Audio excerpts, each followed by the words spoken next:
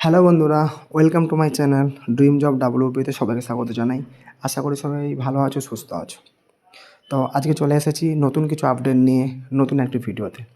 তো যারা আমার চ্যানেলে নতুন আছো বা যারা নতুন দেখছো, তাদের সবাইকে বলবো চ্যানেলটি দেখার আগে সবার আগে সাবস্ক্রাইব, লাইক, শেয়ার এবং কমেন্টস করে নাও নতুন কিছু যে কোনো কিছুর আপডেট পেতে।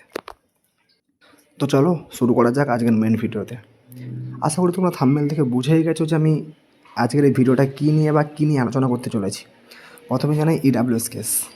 তো আজকে 20 তারিখ সোমবার, আমাদের অমৃতা সিনহার ম্যাডামের বেঞ্চে আজকে ইডাব্লিউএস কেসটি ওঠার কথা ছিল এবং এটি এখনও পর্যন্ত কোনো রকমভাবে লিস্টেড হয়নি বা লিস্টেড যে হবে বলে আজকে মনেও হচ্ছে না বা শুনানিও যে হবে বলে মনে হচ্ছে না।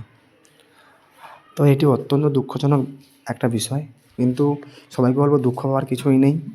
এই কেসটা অতটা এফেক্ট পড়বে না আমাদের, যেটা আমাদের ফাইনাল রেজাল্ট বের করতে সমস্যা হচ্ছিলো এতদিন ধরে ওবিসি সংক্রান্ত ব্যাপারটা, ওটাই সুপ্রিম কোর্ট থেকে উইথড্রল হয়ে গেছে। তো এটা নিয়ে কোনো কেউ চাপ বা চিন্তা করো না, এটার কোনো এফেক্ট পড়বে না। আশা করি আমাদের যে সামনে 24 তারিখ রিজার্ভেশন কেসটা আছে, আমাদের চন্দনধারা যে কেসটা করেছিল হরাইজন্টালের বিষয়, ওখানে আশা করি কেসটা দিয়ে ওই দিনই হয়তো কেসটা শুনানি হবে, ডিসমিসড হয়ে যাবে।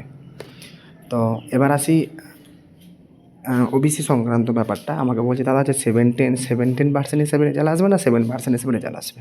তো সবাইকে বলি যে ওবিসি ব্যাকওয়ার্ড ক্লাসের যে নোটিশ একটা দিয়েছিলো, সেটা আশা করি সবাই দেখেছো বা জানো বা আমার চ্যানেলে পোস্ট করা আছে, দেখে নিতে পারো।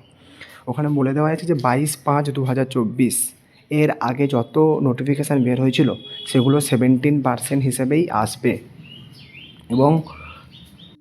এবং রাজ্য সরকার তাই সমস্ত ডিপার্টমেন্টকেই তাদের কোন সময় নোটিফিকেশান বের হয়েছিল, কোন সময় ফর্ম ফিল আপ হয়েছিল, সেগুলো পাবলিশ করার জন্য, শো করার জন্য বলেছে।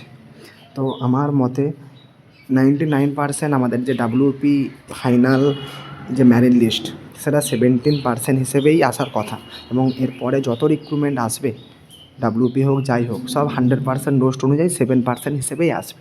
এটা মিলিয়ে নিও বা এটাই হবে, সবাই জানো তোমরা। তো তো এই হচ্ছে কথা। এবার আসি রেজাল্ট কবে। তো জুলাই, আমি আগেও বলেছি এখনও বলছি, জুলাইয়ের একবারে লাস্টের দিকে জুলাইয়ের বা আগস্টের ফার্স্ট উইক 1 থেকে 10 তারিখের মধ্যে রেজাল্ট আসতে বাধ্য। না হলে শুভেন্দুবাবুর কথা অনুযায়ী সেপ্টেম্বরে জয়েনিং কীভাবে হবে?